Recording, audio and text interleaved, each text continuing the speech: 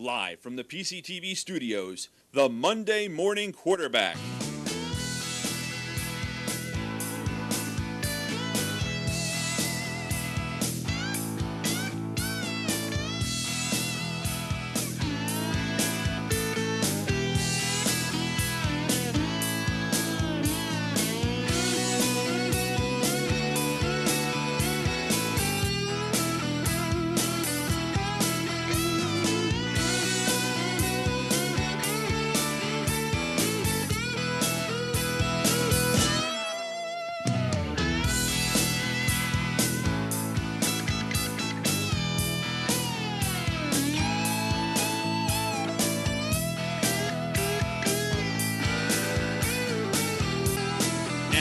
Your host, Dave Ridenauer. Hey, good evening, everyone, and welcome to yet another edition of the Vlahos Dunn Insurance Monday Morning Quarterback Show. I'm Dave Ridenauer, the Monday Morning Quarterback, and tonight we are live at the Creekside Sports Bar and Grill in Limerick, PA, where we have a nice show planned for you. We got Springford in the house. We have some special guests. We have a lot of fun as we wind down the high school season and also get excited for the Eagles and Dallas game here tonight on Sunday night. So as normal, we take a quick break. We get ourselves organized. We got a couple things to go over. We'll get our guests all ready to rock and roll. But again, we are live at the Creekside Sports Bar and Grill in Limerick, PA. Stay tuned for more Monday Morning Quarterback right after this. Yeah. At Vlahos Dunn Insurance, we understand what moves people in business and in life, and we use this knowledge to better serve our clients.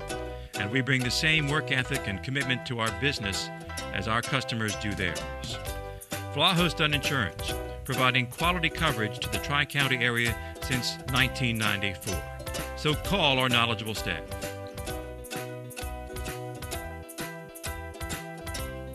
Hi, I'm Jim Vlahos of Vlahos Dunn Insurance, and we're in your community. So you're officially married. Congrats! It's time to combine things. Your last names, your toothbrush holders, and your health insurance. When you combine policies, you can save and live happily ever after financially.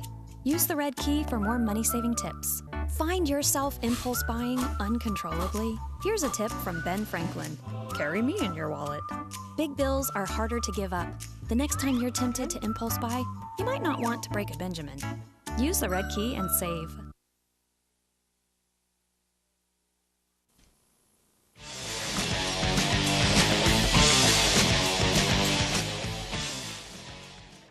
Again, we're back here live at the Creekside Sports Bar and Grill. Again, Dave Ridenauer here on the Vlahos Dunn Insurance Monday Morning Quarterback Show. We have a special edition Sunday night game as we get ourselves ready for the Eagles and Dallas Cowboys, which should be a big-time fun here down at the bar.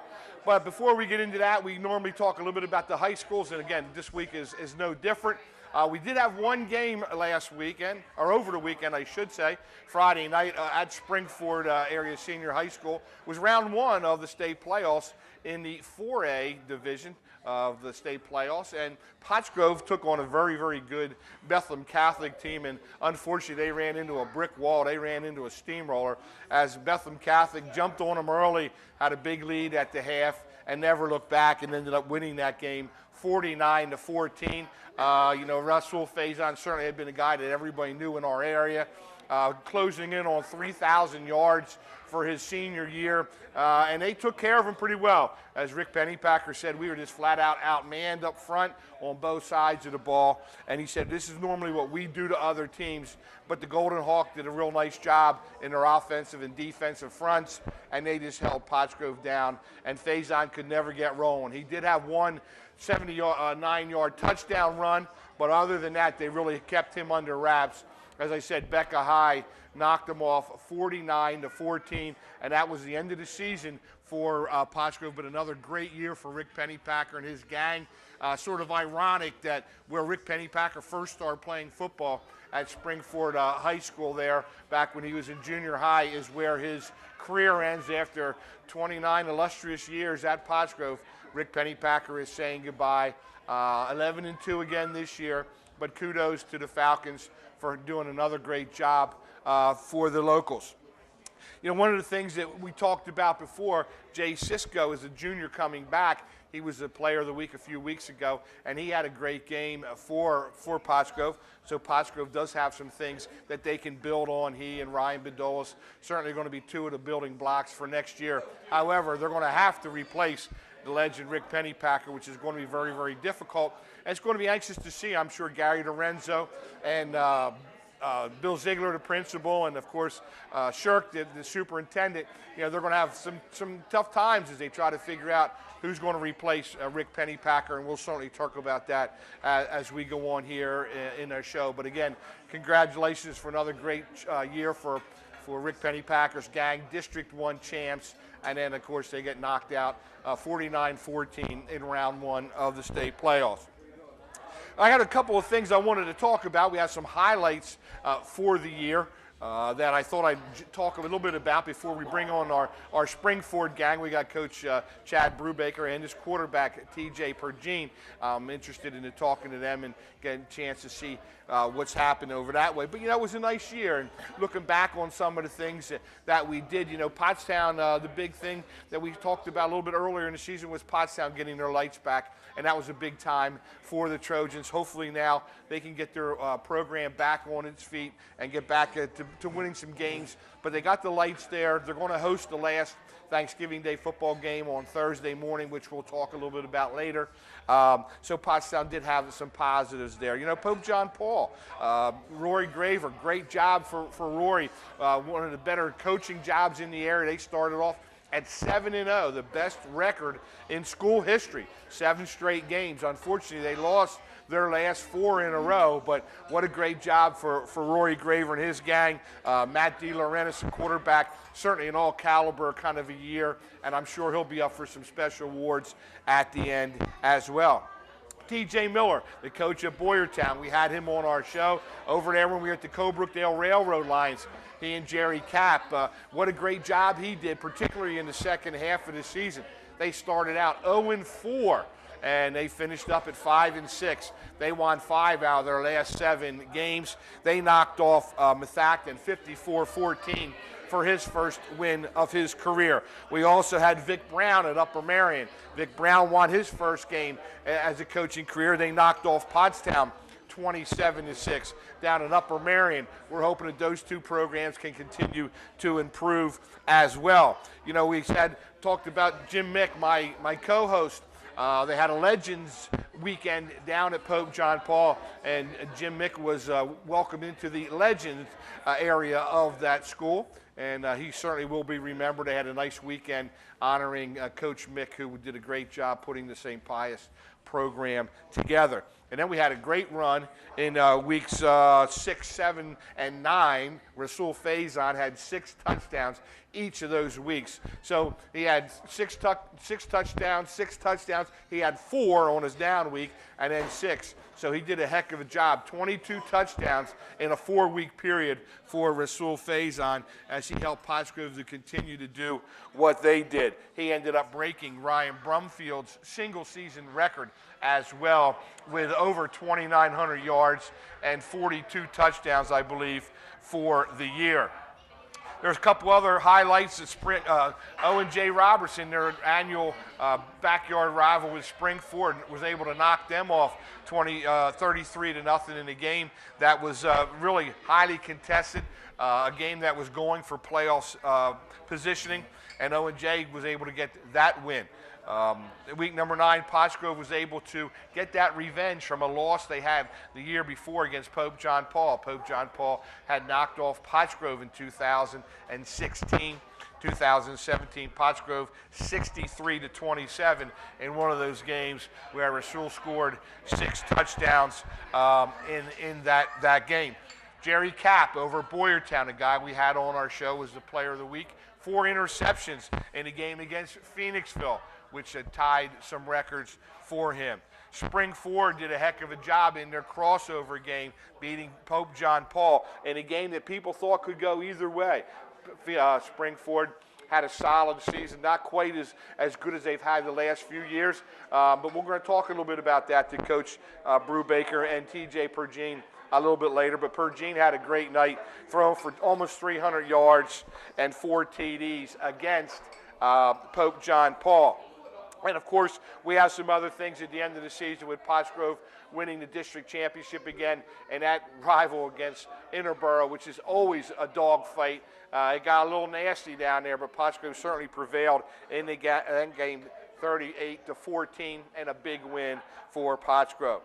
So we're going to take a quick time out. There were just some of the things that I thought about when I was getting ready for tonight's show that maybe we could talk about, and we have some other things. We're going to get the Springford guys mic'd up here and ready to go. We're going to take a quick commercial break. When we come back, we got Coach Chad Brubaker and his quarterback, TJ Pergine, right here live at the Creekside Sports Bar and Grill.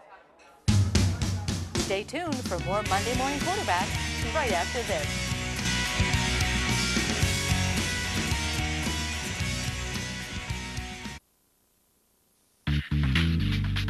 Fred Beans Ford of Boyertown is located on Route 100, just 2 miles north of Boyertown.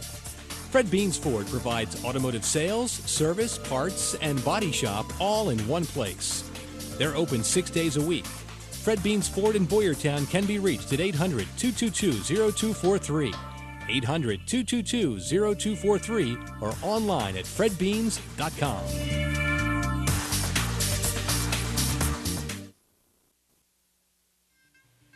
Doc Watson's is one of the hottest new sports bars around. Located next to Zern's Market in Boyertown, Doc's offers something for everyone. From live entertainment to countless draft beers, from great burgers to the new outside patio, from the numerous TVs to the friendly Doc service. Doc Watson's is the place to be. So stop by Doc's today for a leisurely lunch, a quick cold beer, or a great bite to eat on a nice fall night. Doc Watson's. Welcome to the office of John H. Greismeyer Jr., where we believe in the value of relationships. We take pride in giving you the assistance you need, where that involves income tax, payroll, or financial statement preparation.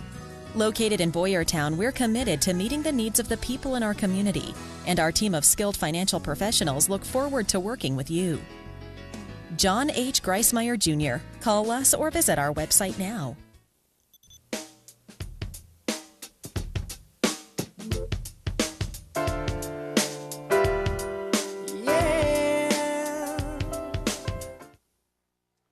Back here live at the Creekside Sports Bar and Grill. Dave Ridenour here on the Vallejo Stun Insurance Monday Morning Quarterback. As I mentioned before we went out to break, this is Springford night.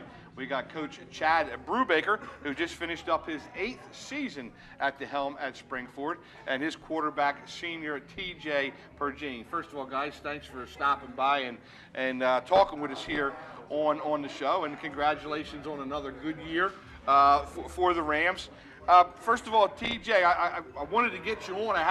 Didn't have an opportunity to talk to you, and I wanted to get you on the air, and luckily it worked out for us this year. Congratulations on another big year at the helm at quarterback, and again, when working with Coach Brubaker, I know you've been able to learn a lot as the quarterback position. Tell me about this guy now, Chad, a little bit. Last year, as a junior, you guys were very successful, 9-3, won a lot of games. He was able to throw the ball around. You had some very, very talented athletes. Tell us about his progression from last year to this year and what you see out of TJ. Well, TJ could always throw the ball. That was something that we always knew about him. The big thing that I think he learned as a junior was the importance of film study. And I think when he started out his junior year, some guys actually, I don't even know if you know this, but some guys came to me and said, hey, TJ needs to be watching more film. Some of the senior leaders who had, senior year, there's more at stake for those guys, and we had a conversation, and from that point on, TJ understood, the importance of watching film, and this year especially, that carried over. When we would go out, like we send out the game plan usually Monday mornings, and send it to kids during the school day, and say, hey, you should have a good grasp of this by the time you get to practice. If you have some time at the end of your classes, or in between lunchtime, study hall, whatever, let's get up to speed on this. And that was a big thing. When we came out to practice, TJ, already knew it. And there's admittedly sometimes where I'd say, hey, we're doing this, and TJ's like, I don't know if we wrote it up that way, if you wrote it up that way, and checked me too. So, I think that's the big thing. And I think, going into games, he was as prepared as any quarterback that I've had the opportunity to coach. And, that goes a long way, because if you have it, it's like riding a bicycle. If you know it to the point that you don't have to think about it, then everything else can, kind of take place, and you don't have to worry about some of those little things. So being the quarterback of a varsity football team is certainly a lot different than your ninth grade year, than your JV year. I guess you learned a valuable lesson there. And how was it last year as a junior playing with a bunch of seniors? Did you feel a lot of pressure on you at times? I didn't really feel that much pressure. I had a great group kids around me, and they really helped me out. I was me and a couple other juniors, the only people that were playing last year, and those seniors really made it a great year and really kept us up to the game of the speed and held us in there. Well, you talk about film study, and it always makes me laugh, because I'm back from the Stone Ages where we really didn't have much film study. We had the old 16 millimeter film, and you couldn't even see what they were doing anyway. So this is all sort of new to me over the last few years, and I love it. I think it's great, but you guys really become a creature of habit and watching the film. And tell me a little bit about when you watch a film, TJ, what are you looking for? What are you looking at? Are you critiquing yourself? Are you looking at defense? Tell me how you break down your films, and what do you do? As a coaching staff, they find tendencies that the other team does, and they tell us this cornerback, he likes to keep his eyes in the backfield. So during the game, we'll test him out a couple times, all right, he's keeping his eyes in the backfield, give play action, and then attack him down the field. So film definitely helps us out a lot. That's the best thing that you could do is. Now, do you watch your technique and stuff to make sure your footwork's okay, and your drops and your shoulders and things like that? We do that as a team every Sunday night. We go in there and the coaches tell us what to do, and what we need to do better at. Yeah. Well, Chad, you came from Berks County. You came from a long tradition of good football at up there at Wilson, and you guys threw the ball a lot more than what a lot of people in our area had done in the past. And I know you expect a lot out of your quarterbacks. Going into TJ's junior and then senior year, tell me a little bit about how you worked with him and what you told him that you expected, and how all that went as well. Well, we graduated 20 basically seniors that were starters the prior year, and we took what we had done prior offensively, and TJ and I sat down and said, listen, we're putting it on your back, and you're going to make a lot of decisions. And again, that's something that I can say very honestly, is that I do expect a lot out of quarterbacks. We do put a lot on quarterbacks. We've never put as much on a quarterback as we put on TJ this year. And I would say that's a testament to his preparation. Yeah. It also was a lot about, we knew that for us to be successful, TJ had to play well. And so, we just, got to the point where, listen, we're going to put a lot on him. We changed our offense around, which we do. We tweak it every year.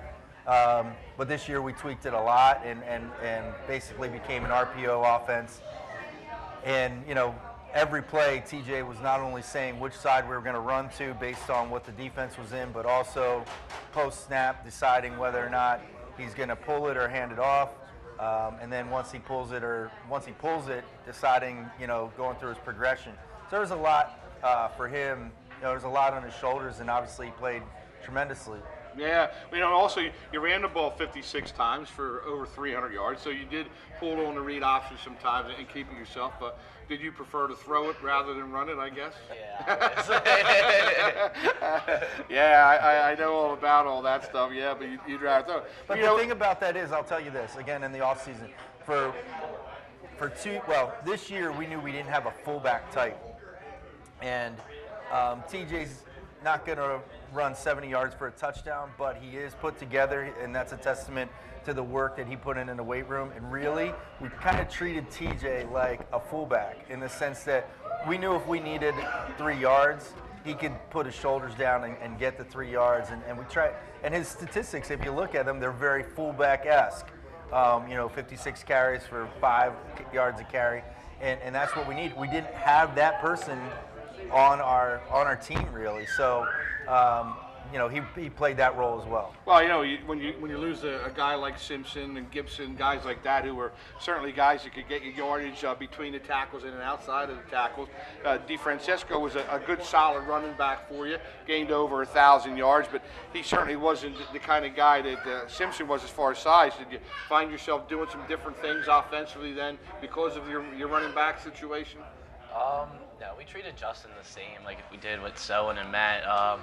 He had to sometimes he could be a little pretty boy, but a lot of the times he had to get downhill, and he was hitting the hole pretty hard. He would find some holes that honestly, I didn't think he could get through, and he did a great job this year. Yeah, he's a tough little guy, both sides of the football. I know Coach Mick Sr. really liked him, and he was certainly a two-way guy that we kept our eye on this year for sure. And, he caught the ball. He caught 27 passes coming out of the backfield. And one of the things I wanted to ask you about, TJ, was last year you had Scarcelli and those guys.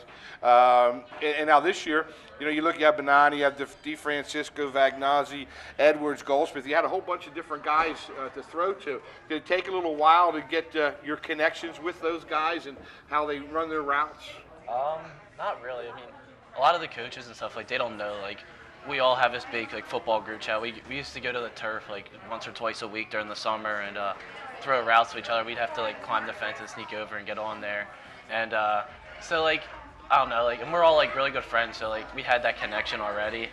And that kind of helped us out with this season. Yeah, well, it's and Dante is a junior, I guess, an sophomore. He's an underclassman, so there's certainly somebody you can build on. But 41 catches for 649 yards and 4 touchdowns. He certainly is a guy that you build a rapport with. Yeah, he's going to have a great season next year and years to come. Yeah, well, it's amazing to me, Chad, is again, we've talked over the years, and now you in your 8th year already, and how your offense seems to evolve and how you try to tweak things, and you do as good a job as sort of self-scouting as anybody, and you hear those people talk about that stuff, but it's really something that you end up doing and checking out on yourself. Maybe you could tell a little bit about, how do you approach that? Well, I just ran a couple reports. We do reports during the season on ourselves. And I just ran the season-ending report, and everything's broken down not only by play tree, so the counter series or zone series or whatever, everything's broken down, but also broken down by the actual play. And looking back, we had more success than I thought. It's funny, the importance of self-scouting is about perception versus reality. Right, yep. And sometimes you think certain things and then you get a report and you're like, that's, and there might be other things that make that statistic, maybe you had a big long run on one of the plays, so it kind of skews things. But, looking at some of the things, we were a pretty good counter team, and now in hindsight, maybe we should have run a little bit more. Now, we had some success even against the Chamonix running some counters and things like that, but it's really important, and also knowing what you have coming back is so important. I mean, if we were an I team, we couldn't have been an I team unless TJ was willing to move to fullback. We just didn't have that personnel, and you have to gear it towards, you have to gear what you're doing towards your personnel. Or I sometimes marvel at teams, and we'll talk about this later if you want, about what I think tradition is versus what some people think tradition is. To me, tradition is winning. And however you get to that point and however you have to do it, that's what you do. And some schools, and do it very successfully. Governor Mifflin, whose tradition is running midline, beer option, just beat Harrisburg. Right. So that's their offense is a type of tradition, and maybe that offense doesn't get receivers out for their team because they don't get many catches. Maybe we're not getting fullbacks out because we threw the ball. But, I don't think that's necessarily the case. But, some schools breed certain types of kids. Right. And if you don't breed that certain type of kid, then you gotta adjust. Well, let's talk a little bit about some of the things you were able to do, TJ. I'm looking here at last year where you set a record for the single yards in a single season with over 2,300. and 27 touchdowns. So obviously you come into this year with some expectations. Tell me a little bit about what did you want to achieve this year? What did you want to accomplish in your senior season? Last year I was like a really one-dimensional quarterback. It was drop back and pass, and I had like the guys around me to do that. And this year, like I really wanted to develop like my feet and like get more of my feet involved. I mean, I used my feet more than I had to this year. I mean, I could have stepped up in the pocket, but no, like me using my feet, it really like helped me become like a better quarterback and like all around. So you can extend the play a little bit and keep your eyes downfield. Like I said, I remember reading a couple of times, at least in one game for sure, there you threw it to 7 different receivers. So you didn't have one guy in mind. As you mentioned, you know, you got Benani, DeFrancisco, Vagnazzi, Edwards, and Goldsmith, all with over 20 catches. So you did move the ball around and spread the wealth a little bit. Yeah. Was that something that you consciously did, or is it just the way things broke out? No, our offense, we don't have like a set receiver, so like we're not like, you're running this route on this play. Like anyone can line up whatever, and I just did what I was told. I went through my reads and I took what the defense gave me. Like, do you remember any game especially that you really felt comfortable and you know your reads were working and you were throwing the ball around and spreading? I mean, were there any games that you particularly remember this year? Methacton was probably one of those games. I think I spread the ball out a lot, and we passed a lot that game. Yeah. So I was happy. Yeah, you're happy about that. Yeah. Well, and I know, you know, Chad, it's funny, you know, I didn't realize this till my sons went to Springford. I mentioned this before, that, you know, the Perk Valley game against the Springford is very, very intense. It's a big rival. And like I said, I never realized how big of a rival that game is for you. And again, that's a circle the date kind of a thing. And unfortunately for you guys this year, PV played well and beat you guys in that game. But tell us a little bit about that rivalry, Chad, that you have going on with PV right now. Well, the date of next year's game's up in our weight room already, so that gives you any indication. You know, that's obviously really important. And honestly, the last 2 years we didn't play as well as we would have liked. You know, in that game, not even talking about wins and losses. Right. Like we just didn't play well, and that's a struggle. That's a struggle to You know, we have to figure that out. But that was something that was disappointing. Not so much the loss, but like just giving your best effort, your best game, and that's something that, you know, these past 2 years we felt like we didn't do. So. Well, you were the quarterback of both of those games, and obviously you want to be remembered for those big games, and you're playing well, and obviously your senior year a little different than your junior year. Your junior year, you're sort of wide-eyed and going into this big game. But this year, as a senior, what was your mindset going into the game against PV? Obviously to come out with a victory, but I mean, you can't win them all. We started off slow, and it was just it was a bad night. I mean, we didn't play You had up to our... a good week of practice, so you Yeah. felt confident going in? Yeah, we just... No? Okay. No, honestly, that was weird. We didn't have a great week of practice. Like, TJ's trying to do the PC thing, but I'm not talking about him. I'm talking about the team. Yeah, We didn't have a absolutely. great week of practice. And that's one of the things I think was interesting, and TJ mentioned this, one of the keys for us this year was getting off to a fast start.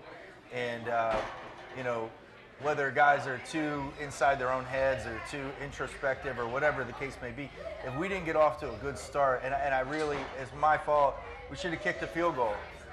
The first drive against, well, it might have been the second drive. I think it was the second drive against PV. We had made a big play. Ryan Engro caught a ball and got some great blocks and got down the sideline, and we were, you know, first and goal, and then second and goal, and then third and goal. We had, I think, the right play call. We didn't execute it, and we should have just kicked the field goal. We went for it on fourth down. Again, got what we want, but just didn't execute it up front, and for whatever reason. But and you did have a good field goal kicker, Taylor. Taylor Smith. did a great job this year. Taylor Yeah. set a couple records for us, most field goals in a season, and I would say he would probably say he should have made 2 or 3 more, but he was 36 for 36 on extra points until the last extra point attempt against the Chamonix that was blocked. So he did a great job. But that game, what I like so much about it is the student body. You know, your guys are there, PV's guys are there, you're cheering, you got the outfits on, you got your school colors and all the crazy stuff that goes along with it that I know you don't know a whole lot about because you're out on the field. But that's the kind of stuff that really makes high school football a lot of fun. And I'm sure, again, unfortunately, you guys didn't pull it out, but it was a game that you'll always remember. When you're getting up in age and you're sitting around talking to your buddies sometime at class reunion, you'll talk about some of these different things. Now, you've also played Wilson a couple of years, where Chad, you had coached previously. Is that something you want to continue to do and play them? Because I know you like to play a nice non-league schedule. We re-upped another 2-year cycle on that. I mean, that was obviously 2 disappointing games against them. I would say, if you ask me, that was one of TJ's best games this year against Wilson. Not only statistically, but just, we were still young, and we had, in terms of experience early in the year, and we did some things that game to keep us in it. Honestly, we were 3 tackles away from winning that game, and their running back was the best guy on the field and made 3 tremendous plays, and we just weren't quite ready for prime time. But I do believe in playing a good non-league schedule. It's one of the things, Unionville dropped us for next year, so we're still trying to put some of the non-league together. We still need 1 more, but we re-upped with Exeter, we re-upped with Wilson, and the other 2 we have to figure out. We dropped Chester, and Unionville dropped us because they're playing Garnet Valley. So give Unionville credit; they're not just dropping us, and they beat us this year, and they're still in it. So. Yeah. Well, you talked about the youngness of your team and the experience, because really, DeFrancisco, Pergine, Silva, and Lepore really were your 4 main guys that had a lot of extensive experience coming in this year. Now, you got an opportunity to play 2 years in the playoffs, DJ, and tell us a little bit about what that's like as you get ready for those games. I mean, you've played some really good teams. You played the #1 seed this year. You played some pretty good teams last year. What's that like playing in the playoffs? Playoffs, that's the best time of the year, honestly. If you win, you keep going, and you lose, and you go home.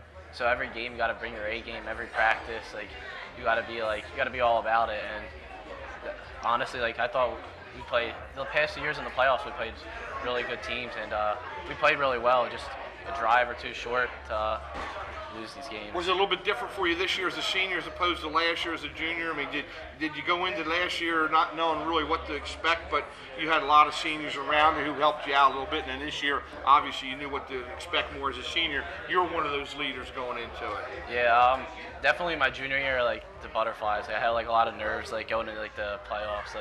I didn't know what to expect, and they obviously helped me out a lot. And then this year, I knew what to expect. I studied more about film, and I helped the group because I was one of the ones that experienced it. So I helped them and try to bring them up along up on my level.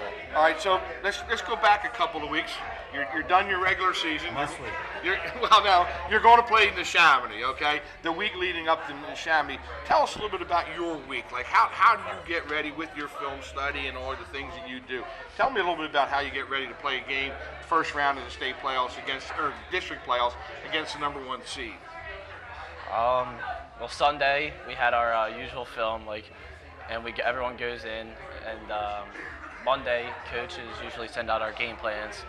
So I review my game plan usually during my second period because I have a study hall, and I'll study that, and then 5th period I have another study hall, so I get to watch the film and then see what I can see on my own. And then after school we go down and we meet on the practice field and we review our game plan. And then Tuesdays we do defense, so the defense will go in to watch film all as a big group, and the offense will get a study hall. And a lot of guys play both ways, so it's usually the JV guys that get the study hall. And then on Wednesdays we'll have our offense, and that's when Coach Brew will really break it down to us and show us. And then when he shows it to us, and we start to see it, and because we might not see it on ourselves, by ourselves, so he'll make this more obvious to us. And then Wednesday night, that's when I usually go home and I study more myself, because he saw some things and I saw some things, so then that's Now, do you have a pretty good back and forth with the coach? You tell him, you think, hey, maybe we could try this and stuff like that. Will Coach Brubaker listen to that kind of suggestion from you? Once in a while? Sometimes. Sometimes. Listen, Coach Hill is a quarterback's coach for us, and Eric played at Pottsgrove, and he wasn't allowed to throw. He's much like me in high school. We weren't allowed to throw, so maybe that's part of it. We're making up for our time, but Eric does a nice job of in practice. You know, TJ's on his own with Coach Hill, and you know, I hear some of their conversations this year, not coaching a specific position. I get around to everybody, and they have some really good conversations about what to expect, and definitely there's back and forth with him. And TJ comes to me and says, you know, kind of clarifies some things about, you know, what he's seeing, and he comes up during study hall sometimes and we talk about those things. Awesome. Well, you know, you certainly did have a great run. You know, you threw for over 4,300 yards. What I was really impressed about is your touchdown to interception ratio. You know, that you throw very few amounts of interceptions, which is certainly something good, and I'm sure the coach really tries to stress to you turnovers really limit you in what you can do. Are you conscious about that when you're out there on the field, eliminating turnovers and trying not to throw interceptions, throw the ball away, tuck it and run? I mean, how do you approach that? Coach Brew this year really stressed to me, take what the defense gives you, and that's what I tried to do. So I wasn't forcing anything that I had to. I was just making the right reads, and if I had to run out of bounds, I was running out of bounds. I wasn't doing anything stupid with the ball. All right. Well, Coach, you know, sum up this guy here for us here before we have to say goodbye to TJ, and tell us a little bit about him. A great kid, a good student.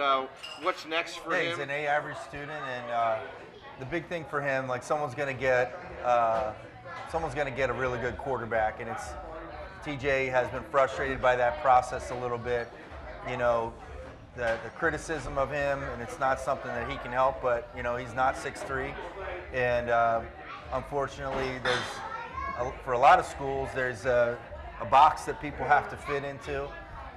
When I get the opportunity to talk to them, I say, you know, here's what's going to happen. He's going to come in, and he's going to start for you at some point, and he's going to start for you before you think. And you know, but it's ultimately their decision, and they have to be comfortable with it. But I think TJ is going to find a home where someone wants him to be there, and when he does, they're gonna be happy they got him. Just like, you know, I can tell you this. Steven Sturm from last year is the same kind of guy. Look what he did, and nobody wanted him because he was left-handed and he could throw the deep ball. And he's starting now, and I'll tell you what, Selwyn Simpson's another one. Selwyn got one offer, and that was Lafayette, and he took it. And Selwyn Simpson yesterday had a touchdown run, had a bunch of other nice runs. I watched that game on TV yesterday, and you know, was that the annual Lehigh Lafayette game? Lafayette game, big game. And he had a touchdown and had a bunch of other nice runs, and the other running back's a senior, and so Selwyn's going to have 4 years. And it's just one of those things, like, you know, for whatever reason, you know, guys fall in love with certain people, and they fit a box. And I'm not a college coach, but I can tell you this: if I want the guy that's a football player, right. And you know, there's guys that look the part and they don't play the part, and I'd rather have the kid that maybe doesn't exactly look the part but plays the part, and TJ's that type of kid. And we talked a little bit about Stetson a little bit earlier as maybe one of your possibilities. Anything else out there early on for you? You know, it's still pretty early in the season. Just looking around and just trying to find a place like home, like I don't know. The big part would be like the coaches, and it's gonna be difficult going from a great group of coaches like we had at Springford to like a new group. So. Well, it changes a little bit once you get to the college level. Start talking about the business end of things, you know, and it's all about winning and those kind of things. But you're a winner, and somebody's going to get you, as Coach said. Someone's going to get you, and they're going to be glad that they did give you that opportunity. And make sure you make the most of it, as I'm sure you will. TJ Pergine, the quarterback, the record-breaking quarterback at Springford, and of course Chad Brubaker. We're going to take a quick break, and Chad and I are going to talk a little bit about the Pioneer Athletic Conference and its future. When we come back, we'll talk a little bit about Thanksgiving Day and some other things right here on the Vlaho's Dun Insurance Monday Morning Quarterback Show. Stay tuned for more Monday Morning Quarterback right after this.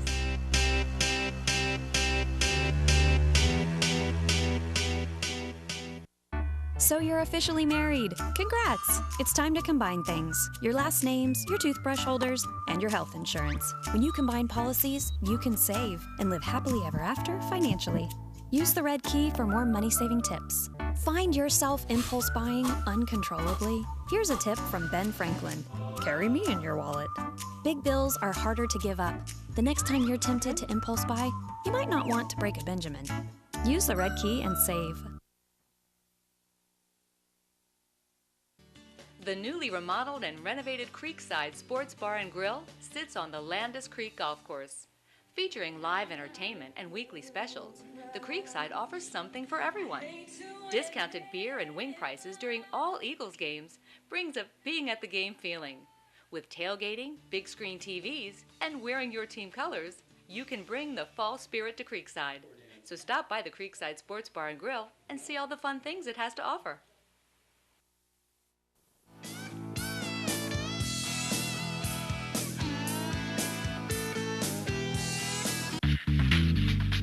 Fred Beans Ford of Boyertown is located on Route 100, just 2 miles north of Boyertown. Fred Beans Ford provides automotive sales, service, parts, and body shop all in one place. They're open 6 days a week. Fred Beans Ford in Boyertown can be reached at 800-222-0243, 800-222-0243, or online at fredbeans.com. Back in 1949, Claude A. Reinhardt founded his family business, which has served the Pottstown and Tri-County area for over 50 years, specializing in residential and commercial interior and exterior painting, paper hanging, and brick restoration. Thanks to the commitment of tradition and values, Claude A. Reinhardt Painters has once again received this year's Reader's Choice Award. So if you're thinking about having an estimate or just need some good advice, give Ron or Keith Reinhardt a call and put your painting and decorating needs in our hands. Welcome to the office of John H. Greismeyer Jr., where we believe in the value of relationships. We take pride in giving you the assistance you need, where that involves income tax, payroll, or financial statement preparation. Located in Boyertown, we're committed to meeting the needs of the people in our community, and our team of skilled financial professionals look forward to working with you. John H. Greismeyer Jr. Call us or visit our website now. At Vlaho's Dun Insurance, we understand what moves people in business and in life, and we use this knowledge to better serve our clients. And we bring the same work ethic and commitment to our business as our customers do theirs. Vlaho's Dun Insurance, providing quality coverage to the Tri-County area since 1994. So call our knowledgeable staff.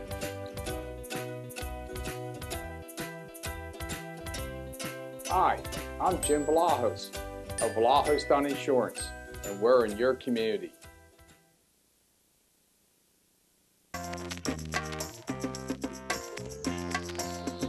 Hey, we're back here live at the Creekside Sports Bar and Grill in Limerick, PA. Dave Ryanair here on the Vlaho's Dun Insurance Monday Morning Quarterback, and it was real nice getting a chance to chat with Coach Chad Brubaker of Springford. Just finished up his 8th year, and his quarterback, TJ Pergine, who will find somewhere to play football next year and do a good job. And Chad, let's take a couple minutes here and just talk a little bit about the State of the Union, if you will. Sure. You're going to be the one of the senior members now that Rick Pennypacker has left, and obviously. That's going to be a big void to fill with Rick Pennypacker going after 29 years. Yeah, Rick was kind of the backbone of our association for a long time. Even when I first started, the first year I tried to just sit at the meetings and keep my mouth shut, and just kind of get a sense of what was going on. And obviously Rick had a lot of respect of the other coaches having been around, and obviously that continued as well. But Rick, the one thing, you can there's people because of rivalries and whatever in the community that either love Rick or don't like Rick. The bottom line with Rick is Rick cared about the league, and he cared about Pottsgrove, and I care about Springford. But what Rick cared about first and foremost was the league, and I think that's a really, really important point to make because we've made some changes in the league, and I think those changes were for the better. I think they were forward thinking, and there's some guys that might be around for 25 years and say, hey, I like things the way they are, and that's not what Rick did. Rick saw and knew what struggles some of the teams were having in terms of making playoffs, and was all in favor of helping people out by with his vote and his backing. Did you miss not playing Pottsgrove the last couple of years? I know it didn't go against your philosophy, which is you were going to play your 6A teams because you're trying to make the playoffs and the points and all those things. But I think a lot of people in the area, not just because Pottsgrove and Springford have been very, very good, but Pennypacker was a Springford guy. There was a lot of reasons for that. And well, listen, we could have played them if we had done done what we needed to do and beat PV. So that was a part of it. But the truth of the matter is, especially when Pennsylvania went to 6 classifications, is when we play a 4A team like a Pottsgrove, so Pottsgrove this year was 9-0 going into that game, and say that was us instead of PV. That's like playing a 5-win 6A team, and that's tough. That's tough. One of the things that's really going to help us next year is that Wilson and Exeter, District 3 was a week behind. They still had the 2 scrimmages. Next year, they're going to a week 0.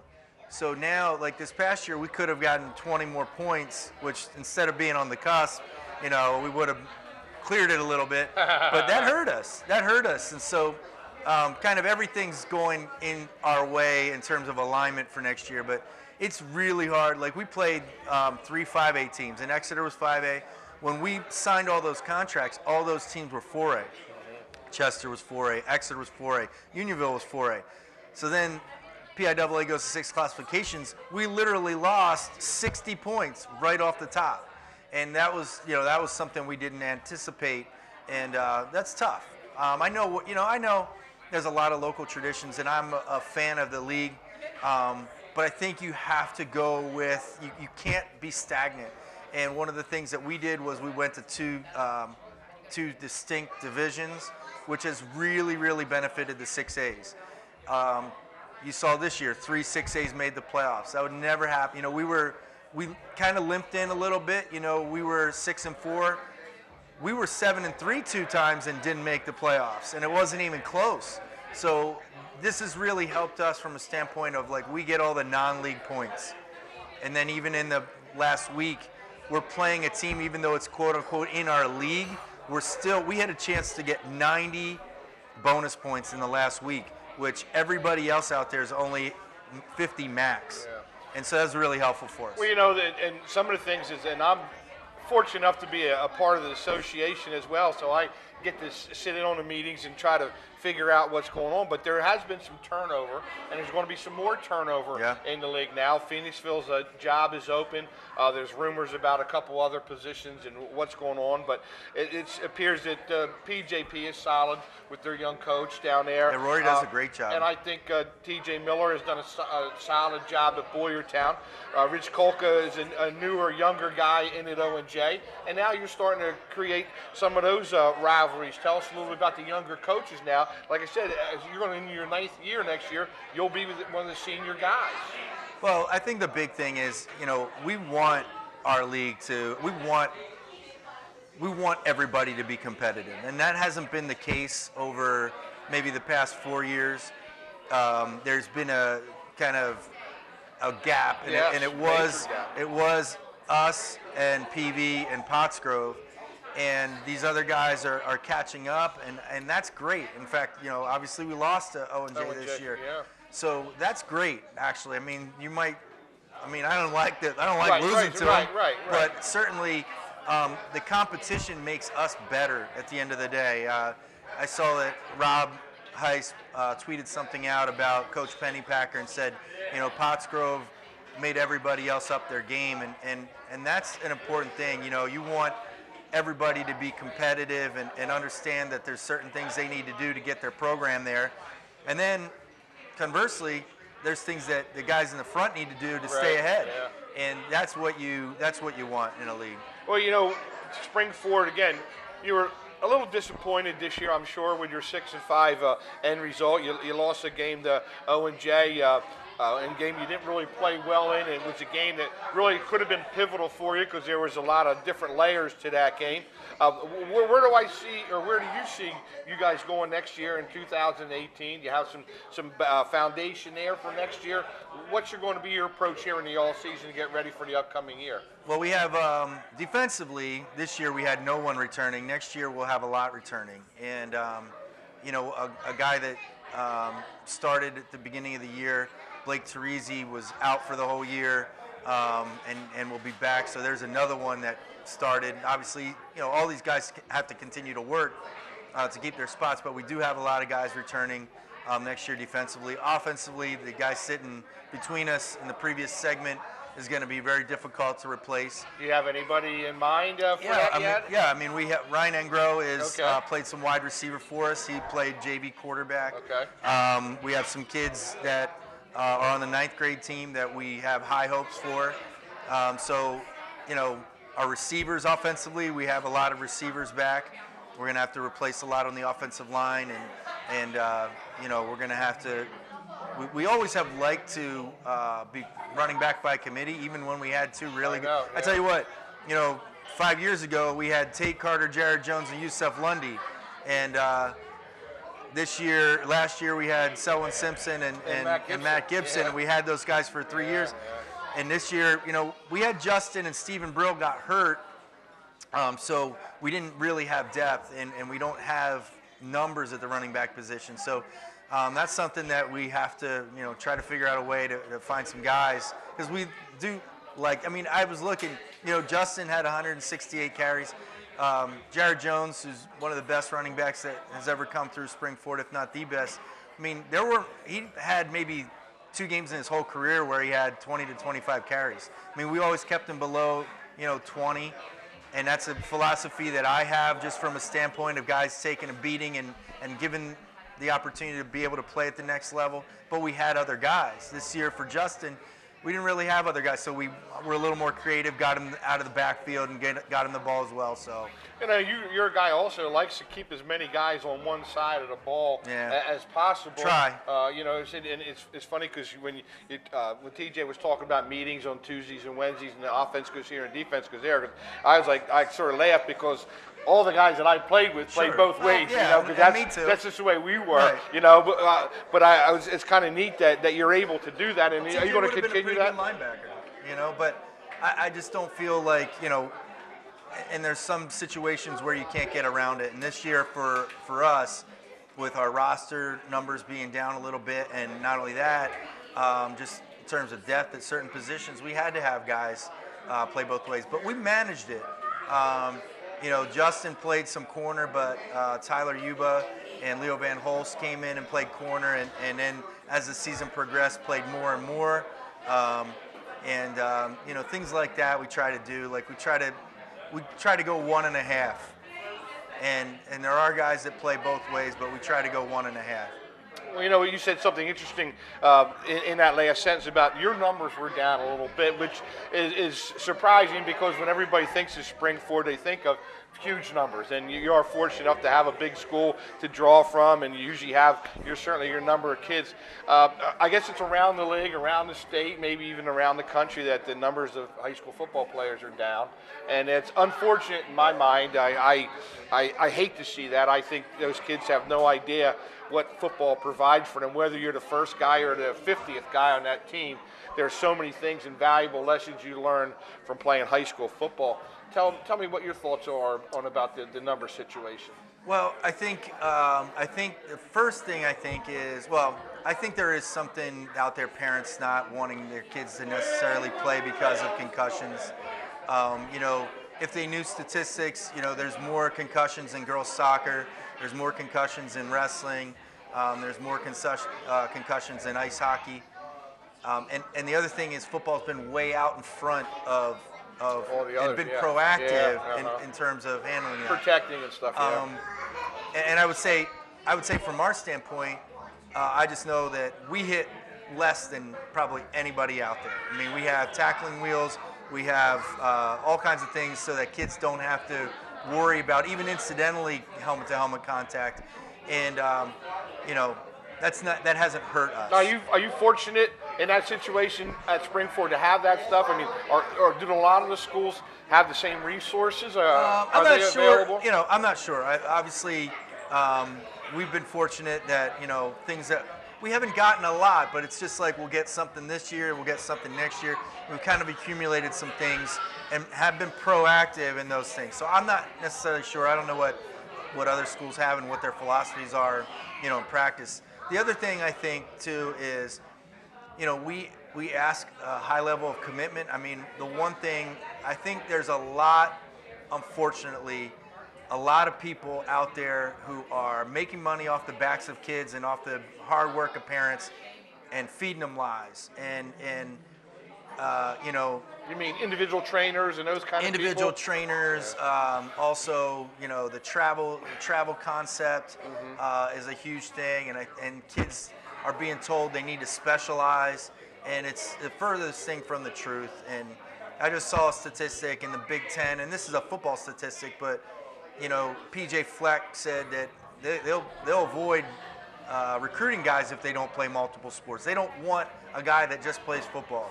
And I don't know if that's going on in other sports. I know Quinn McKenna, went to play baseball at Lehigh, and that was they liked that he played football. And well, I know Paterno. Those guys used to come watch the kids play basketball back in the day. And you want to see that. I just hope that some of this, like, parents' eyes are open. That, the fact of the matter is, college is very expensive, and parents are freaked out by that.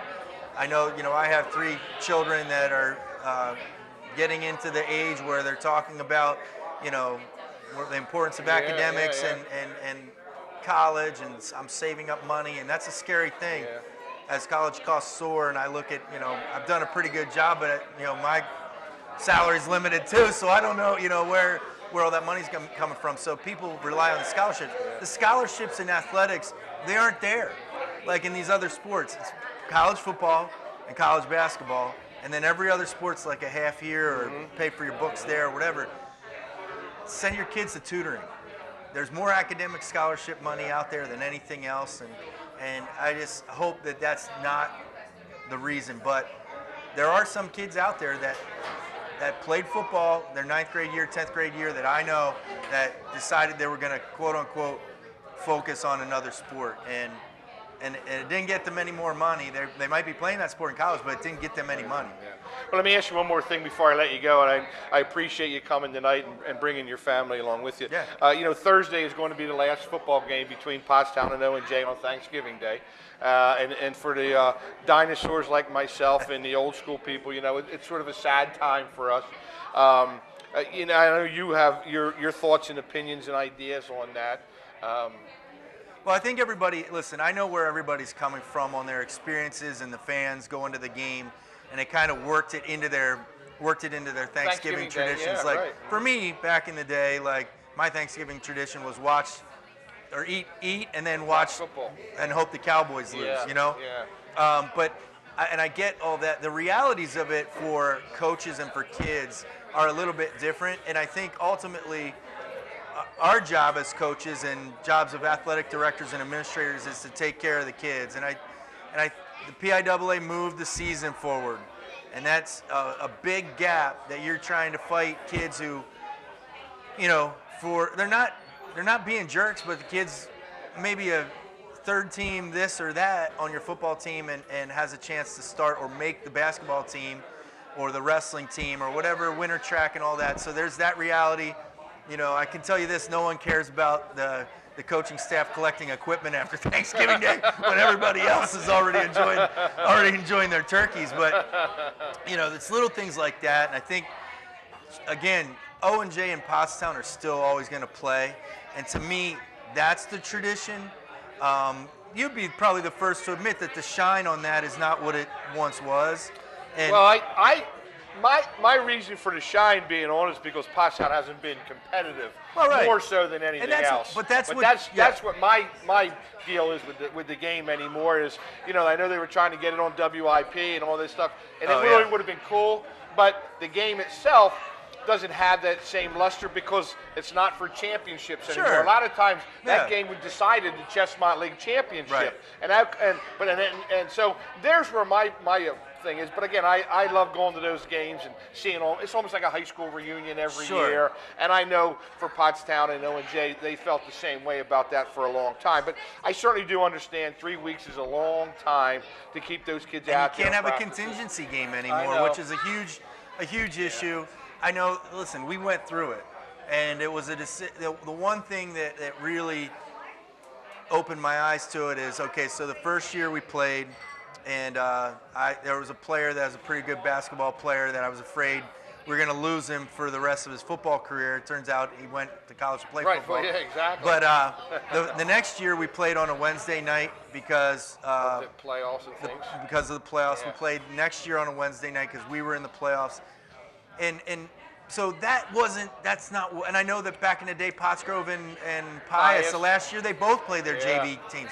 So you're doing that out of the reality. I took some criticism from playing our JVs against Phoenixville, but the fact of the matter is my job is to look out for our kids. And Penridge, we were playing Penridge on a Saturday. Penridge played Thanksgiving morning against Quakertown, and both teams were good, and they played Thursday morning, and then they turned around and played Saturday. I don't in our litigious society, I don't think that there's a reason we play one game a week. It's because it's a physical game, and I don't like being put. I didn't want to put our kids in that position where a kid gets dinged up and turns around and plays again on Saturday against a really good team, and something bad happens. Well, that's a reality. And I understand that, but back in our day, when we played Friday nights, O&J didn't have lights then. Yeah. So we played Friday night, and then Thursday morning. They would play Saturday afternoon and then Thursday morning. Yeah, which is that's a different thing, right? Yeah. That's a different thing. Exactly. When you're playing Thursday morning at Thanksgiving and then come back in a playoff game, and that.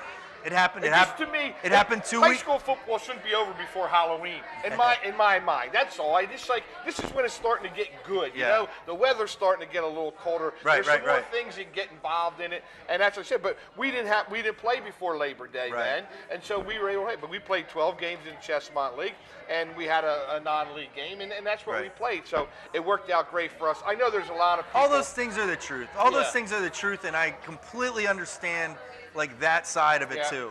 But the one thing that stood out is when we decided to not play Phoenixville anymore, there weren't a lot of people that came up to me personally. And the previous years when they came up to me, I'd say, "Oh, did you go to the Thanksgiving game?" "Oh, no, too cold for me." Some of the old timers, I got you. To me, the rivalry is the key, and like you said, if both teams were 10-0, 11-0, and going into that game, there would be a huge crowd. And listen, when I first got to Springford, there's this picture, and they didn't have drones at the time. It's an aerial photo when Phoenixville was 10-0 and Springford was 10-0. And that was great. But you can't hold that up as the model in our situation. You couldn't hold that up as the model because 9 years out of 10, that was our lowest gate. So it's different. Well, I want to thank you again for stopping by. It's always good to talk to you. Always get some good, insightful information from you. We'll be putting together the banquet, which is coming up, the Pioneer Athletic Conference banquet, which I'm fortunate enough to be a part of. And Chad, you'll be there with your gang, and we'll give out the awards for all league players. And we certainly have a bunch of quality players again this year. But enjoy your off season and your holidays. Thank your family again for being good over there and waiting for us, and we'll keep in touch. All right, Chad Brubaker, the coach of the Springford Rams. I want to thank him for coming by. When we come back, we'll get ready for our Eagles game, Eagles-Dallas, right after this.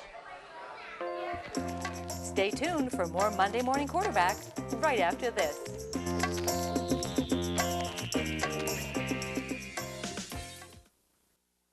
So you're officially married. Congrats! It's time to combine things. Your last names, your toothbrush holders, and your health insurance. When you combine policies, you can save and live happily ever after financially.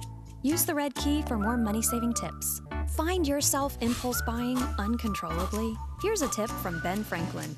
Carry me in your wallet. Big bills are harder to give up. The next time you're tempted to impulse buy, you might not want to break a Benjamin. Use the red key and save.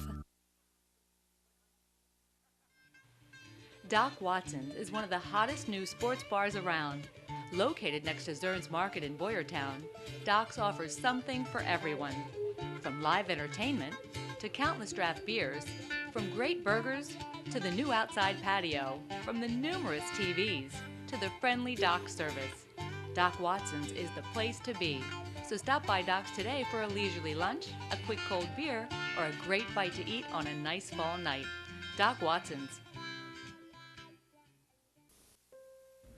Established in 1916 and granted membership into the Philadelphia Golf Association in 1920, Brookside Country Club is well known for its challenging layout and true fast greens. The William Gordon design provides a challenge for golfers of all abilities. Brookside Country Club offers traditional club amenities in a family-friendly atmosphere. Brookside Country Club, where elegance and excellence are par for the course. At Vlahos Dunn Insurance, we understand what moves people in business and in life, and we use this knowledge to better serve our clients. And we bring the same work ethic and commitment to our business as our customers do theirs. Vlahos Dunn Insurance, providing quality coverage to the Tri-County area since 1994. So call our knowledgeable staff.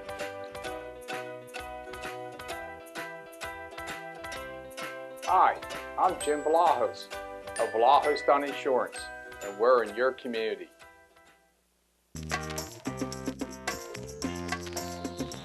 Hey, we're back here live at the Creekside Sports Bar and Grill. Dave Ridenauer, and joined by my son Christopher, the new dynamic duo in town. Again, I want to thank my buddy Fred Beans, Denny Malloy. Thanks again, Chad, for stopping by. One last thing, do not forget, we will be there, the PCTV network will be there Thursday morning, 10 a.m. for that last Pottstown O&J game. It'll be at Grigg Memorial Field. That'll be the site of the last Thanksgiving Day game between Pottstown and O&J Roberts for that one. Christopher, I know that you're a big Eagles guy. You go down to most of the games, season tickets and stuff. Obviously, this year it's been crazy. It's been you see more buzz around town. You see more people talking about it.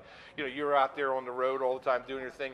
What do you see down there in the Philly way, where all the people that are excited about this? Everybody's just talking about it. Everybody, my customers, guys down at the stadium, everything. We run into people all the time. They always want to bring up the Eagles, or guys won't show up for work on Monday because they were a little too much on Sunday. But yeah, it's definitely been great down there for sure.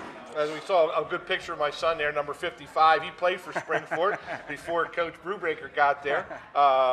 But had a good career. You and your brother Nicholas both played well. And I think you would have enjoyed playing for Coach Brubaker. He's a good guy as well. Yeah, absolutely. I mean, he definitely got the program in the right direction from where we were at, and they're always winning, always in games, so it's good. It's good to see. And they have really up their although I do got to tell them, I forgot to tell them, Gus is here, that they got to change their uniforms.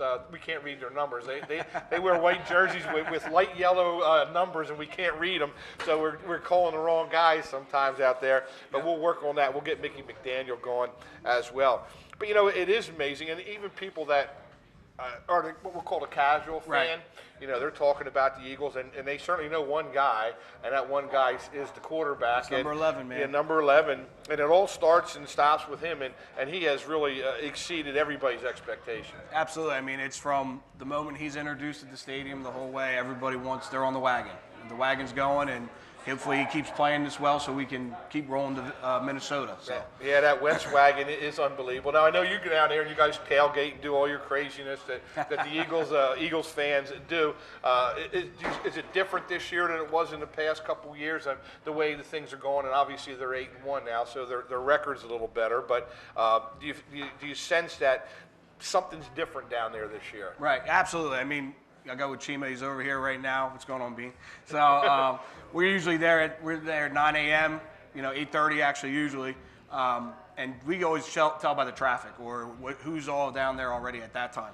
And as the year's going on, and from last year and keep moving on, there's more people there earlier. setting up earlier, doing more RVs, more all that kind of stuff. So it's definitely been different this year going down. You don't see any guys named Dustin in their little onesie walking around and carrying on, do you? I mean, have you ever see anything like that? You mean the celebrity Dustin Poole? Yeah, doing the electric slide and carrying on down there.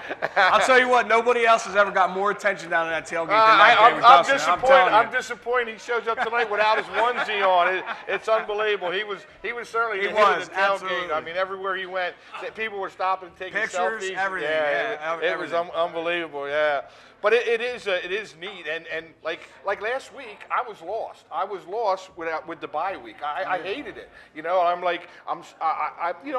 a fan. I'm not as diehard a fan as you are with the Eagles. I mean, I love football and I like to watch them.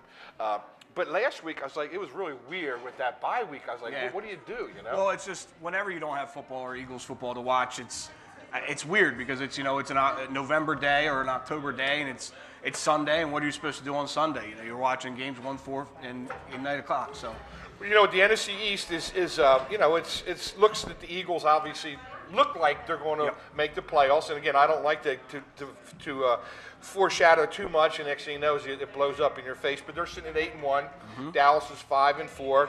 The Redskins lost today in a game that they really should have won. They're 4-6, and the Giants beat Kansas City, which it's unusual. Which was an ugly game. They got McAdoo's going, signs all over the place, and they win a big game. So, you know, pro football, you never can tell. No, any given Sunday. That's why they say it. Yep. Any given Sunday is correct. Obviously, this is a big game. Let's look a little bit, because I know some of the conversation had been Wentz versus Prescott. Obviously, those two guys aren't going against each other. Right. It's a team versus a team. But Carson Wentz and Dak Prescott are second-year guys who both have come in and done unbelievable jobs. Absolutely. I mean, the success that both of them have had it's rare in the NFL. I mean, even in history, you go back years. Marino with that best draft at 84 or whatever with Elway and all those guys. You know, they're not doing the numbers and doing the things that these two are doing. Sometimes it's just their preparation. You know, you hear about Carson Wentz. You know, Ronald Darby was on WIP the other day, and he's in at 6 a.m. for his rehab, and Carson Wentz has been there since 5, and Nelson Aguilar was already got his sweat going. So it's preparation. It's doing everything that we don't see that makes these guys great, and that's where it is. Well, you know, it's funny because without Ezekiel Elliott now, Dak Prescott's going to be asked to do a lot more. Sure. You know, they don't have that stud in the backfield. They can turn around and give it to him 25 times a game. So it's going to be interesting to me to see how Prescott responds to that, because he is going to have a little bit more on his shoulders than he did before. Absolutely. I mean, kind of hard when you get hit, 9 times last week or whatever to really get in a rhythm. So I think the thing for them is to try to keep him clean a little bit so he could try to get into a rhythm and try to get into the football game and keep moving, so. Well, they always talked about Dallas's offensive line. They said that was the best in the NFL, and some of the talking heads before the season started this year, that the Eagles' offensive line was up there and certainly was no slouch. I'll tell you right now, with Tyron Smith out, Tyron Smith out at the left tackle position, and Jason Peters is out. The Eagles' offensive line appears to be as solid, if not a little bit more solid, than the Cowboys' front. Absolutely. I mean, they've played longer together now. Brandon Brooks and Lane Johnson are 2 or 3 years now together. On that right side. On the right side, which is great. Kelsey's been here for 7 years now, believe it or not. They had Peters, but the best is you got to give credit to Stoutland. Coach Jeff Stoutland, he gets those guys ready to go. You're plugging in a second-year guy who didn't really play that great last year in Vaitai, and he stepped up. He didn't let up any pressures last week. They kept the pocket clean, and we put up 55 points. So. And even Kelsey, who they wanted to run out of town, he was too small. I was one of them. Bull rush and thing. He's having a heck of a year. He is, and he's made. I've had to give an open apology to Jason Kelsey because I've been killing him for 2 years, and he's proved everybody wrong this year that he can still do it. So. Well, and I also think Wisniewski is a guy who was the key. He was the final piece of that puzzle. They plugged him in that left guard spot, and he has been very, very solid. Absolutely, he brings that John Runyon type tenacity to that group, and when you need a guy like that who's a little nasty, who's ready to get after it and that's what you need on the line. All right. Well, you know, Christopher, each week we do have a segment in which we give a game ball, and this week will certainly be no different. My good friend Paul Strauss, who you used to get your hair cut where when you were little, used to get those little spike jobs. I'll tell you what, I got to look for some pictures of those. I'm sure you probably They were awesome, man. Absolutely. Yeah, they were great spike cuts, and there he is, and he's got your Uncle Jerry on the chair there. Uncle J-Dub, there he is. There he is right there. But he's up at 943 North Hanover Street. He's still going away. He's a heck of a guy. Like I said, he's been with me since the inception of the Monday Morning Quarterback, and I can't say enough about Paul Strauss. And I'm going to let you go first. Did you were you able to watch some TV today and find a guy that you want to give a game ball to? I found some time to sit on the chair and watch football all day. So, yeah, I mean, I was torn between two. I'm going to go with Drew Brees. 385 yards today, 2 TDs. He did have the one early pick, but really led that comeback. You know, in the fourth quarter, they looked dead. You know, they gave a 3 and out, I think, with like 6 minutes left, and it kind of put the nail in the coffin. Well, Drew Brees said not so fast, and that's who I'm going to go with. Well, also, unfortunately for Redskins fans, Kirk Cousins had something to do with that. I mean, he played great for 3.5 quarters, and just sort of laid an egg in that fourth quarter when they really, by all rights, should have won that football game. I'm going to go with Case Keenum. You know, he's a guy that, you know, all of a sudden now Teddy Bridgewater's knees coming back. They want to get him back into the fold. Case Keenum says, you're not taking this job away from me. And they play the Rams, 2 7-2 teams today, up against one another. And Case Keenum upstaged young Jared Goff. And they had a big win for the Vikings at Minnesota. So they bump up to 8-2. All right, well, we got to take a quick timeout. We got one more break to go to. We have our 5-pack picks and our question of the night for you as well. But he's Christopher. I'm Dave. We're father and son. We're the dynamic duo. We're down here at the Creekside Sports Bar and Grill, and we are on the Vallejo's Dun Insurance Monday Morning Quarterback Show. Stay tuned for more Monday Morning Quarterback right after this.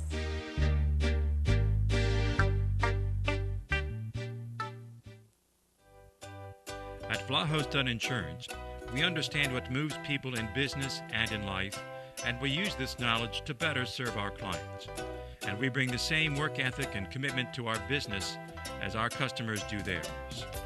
Vallejo's Dun Insurance, providing quality coverage to the Tri-County area since 1994. So call our knowledgeable staff.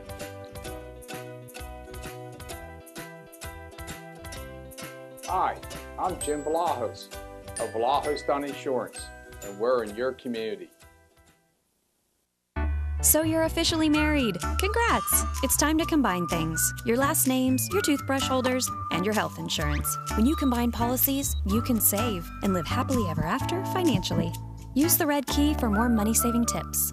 Find yourself impulse buying uncontrollably? Here's a tip from Ben Franklin. Carry me in your wallet. Big bills are harder to give up. The next time you're tempted to impulse buy, you might not want to break a Benjamin. Use the red key and save. Back in 1949, Claude A. Reinhardt founded his family business, which has served the Pottstown and Tri-County area for over 50 years, specializing in residential and commercial interior and exterior painting, paper hanging, and brick restoration. Thanks to the commitment of tradition and values, Claude A. Reinhardt Painters has once again received this year's Reader's Choice Award. So if you're thinking about having an estimate or just need some good advice, give Ron or Keith Reinhardt a call and put your painting and decorating needs in our hands. The newly remodeled and renovated Creekside Sports Bar and Grill sits on the Landis Creek Golf Course. Featuring live entertainment and weekly specials, the Creekside offers something for everyone. Discounted beer and wing prices during all Eagles games brings a being at the game feeling. With tailgating, big screen TVs, and wearing your team colors, you can bring the fall spirit to Creekside. So stop by the Creekside Sports Bar and Grill and see all the fun things it has to offer.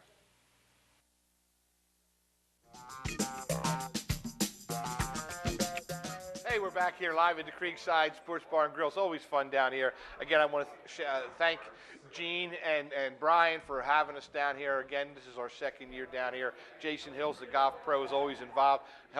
Thank the waitresses and the barmaids as well. But a special thanks to Gene and Brian for hosting us again this year. Well, you know, Christopher, each week we do have a question. So in honor of my best fan ever, my biggest fan, Big Frank, we have a question of the week, and that's brought to you by the Clean Cut lawn service. My bad buddy Bigsy, his son, just turned 60 last week or so, and I want to thank Bigsy for helping us out again to keep the tradition alive. All right, here we go. All right, what do we got? All-time Eagles interception leaders. Okay. Top 5. Okay. I want you to see if you can get 3. If you can get 3 of the top 5 all-time leaders in interceptions. I think 2 are easy.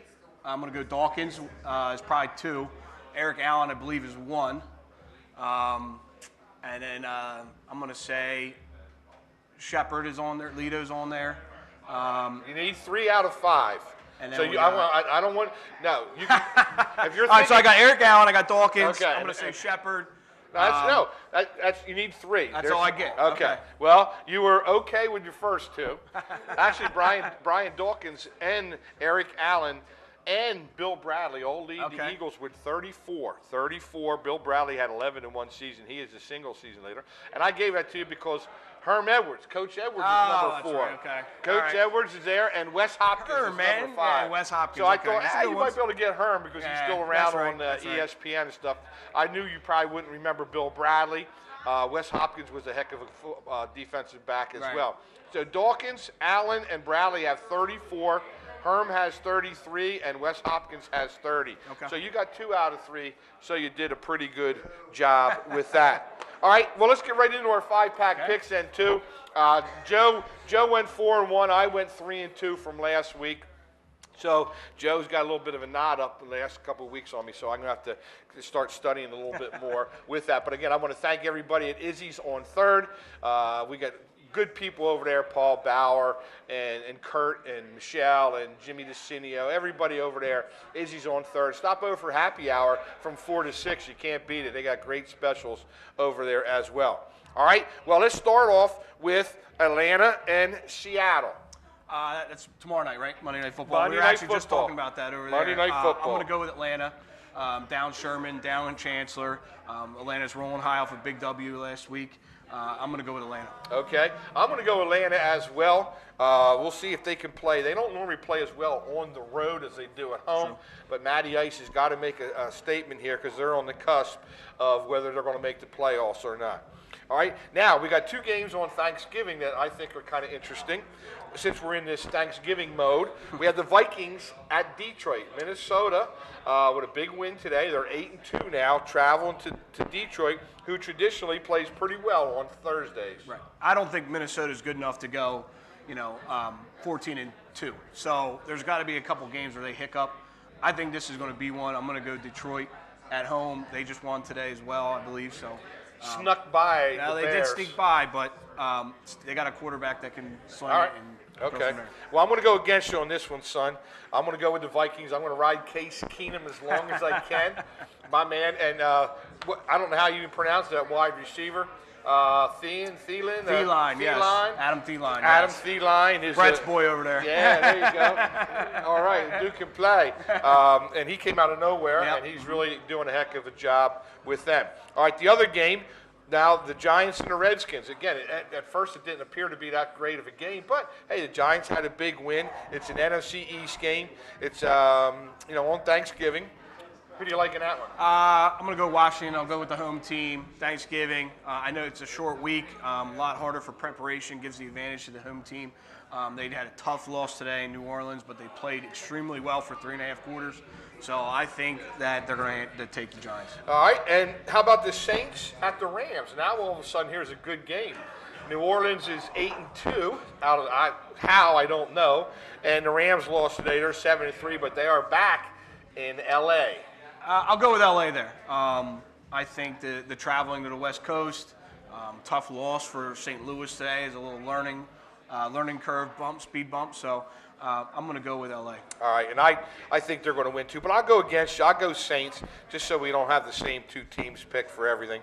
And, of course, the last game is the Bears and the Eagles. That's no question. No question about that one. We're both going Eagles, and we think that is a game to play. So let's break down tonight real quick. We got about 2 minutes left here for the show. Okay. How do you see the game rolling? We've been talking about it over there for the last couple minutes. I think it's simple. If the Eagles do what they've been doing this year, all year, win the battle at the line of scrimmage, offensively and defensively, continue to tackle. It's been the best tackling defense we've seen in at least 10 years. Then I don't really see an equation where Dallas can win. But desperate teams do desperate things. Fake punt last week they did. They are desperate, so anything can happen. It's Cowboys Eagles. It's always hard to predict, and it's going to be a good one. Give me a score. Come on now. I'm going to do 28 to 20 is mine. 28-20 in favor of the Eagles. Yeah. Again, I hope somebody can cover that little Cole Beasley. That little guy gets open all the time, and between Witten and Cole Beasley, I think that those are the two guys you're going to have to worry about. I think Des Bryant has lost a step or so. The Eagles secondary has played a lot better. I think they're going to neutralize him, although he can make a big play or two. I'm not so worried about their run game, although I think they got to keep Prescott in the pocket, because if he can extend the play and break through and make some big plays with his feet, that could be a problem. I'm going 31-17 Eagles. I think they have that much, and I hope Wentz does a good job. The one defensive lineman, DeMarcus Lawrence. Yep, there you go. DeMarcus Lawrence is a guy that will give them some problems, and that David Irving, I think his name is on the inside. So both those two guys have to get neutralized. I think it really hurts not having Sean Lee. To me, he's the whole key of that defense. He is 100% the key of the defense. It's completely different from when he's on the field to when he's off the field. So Penn State alum, we've been watching him for how long, right? So sad he's on that team, but he really is that key to their success defensively. He really is. Hey, I want to thank you for stopping by, buddy. Sure, Joe C had to work. He got a promotion. Now he's the manager, so he had to work tonight. So we'll hopefully get him back on the show. I want to say hello to my son Nicholas, who's down in Florida. That's right. He's disappointed he couldn't be here, but hopefully he's watching us live streaming on the PCTVnetwork.com. And don't forget about Thanksgiving morning at Pottstown at Grigg Memorial. We will be there. The PCTV Network will be there. I'll be fortunate enough to call the last Thanksgiving Day game on a Thursday morning. So get out there, support the kids, and then go home and watch, eat turkey, and then watch us right there on the PCTV Network. All right, that's my son Christopher. I'm Dave Ridenauer, the Monday Morning Quarterback. Thanks for watching, and we'll see you soon.